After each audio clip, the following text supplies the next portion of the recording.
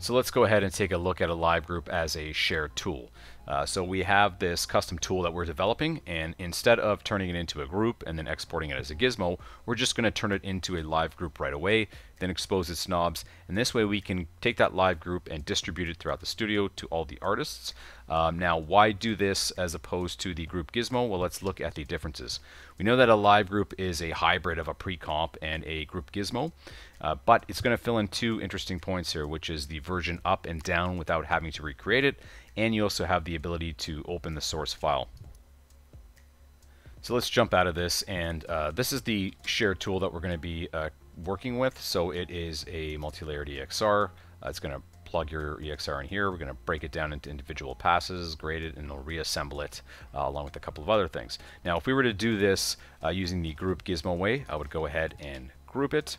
And then at some point, after I've exposed all the knobs and organized it, I want to go ahead and export this as a gizmo. Now, this is going to go either in individuals' machines, or maybe it's going to go on a central storage location where people are reading it out of. And then we're going to get feedback on it, and then at some point we're going to have to update this tool and then go through the same process. We're going to have to export it as a gizmo, and depending on where this lives, it's just a little bit more of a roundabout way rather than a nice fluid way that we can get with the LiveGroups. So let me just undo that, and we'll do it a LiveGroup way. So we'll go ahead and I'll grab this here. And I'm just, from now on creating a LiveGroup, because you can create the LiveGroup in many ways, but there is binded to a hotkey by default, and the hotkey is Control or Command L. So I'll just hit Control L, and I'm going to go ahead and pick the output as my last node in the chain, and then there we go. So now we have our LiveGroup over here, and we can begin to start exposing things from within inside of it. So we can even do things like we can change this live input name to EXR. So when we do that, we can see clearly where we need to plug in our EXR, and then we can begin to expose some knobs.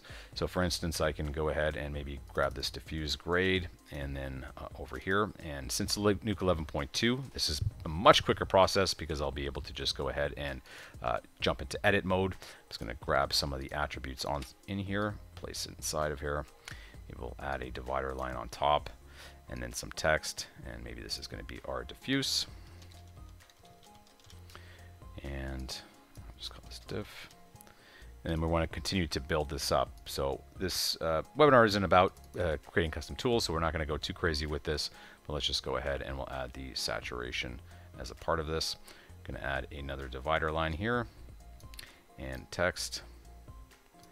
And this will be the next thing in line, which is our reflection. And we'll continue to go on and do this for each one of this, as well as any other attributes that we want exposed for our custom tool.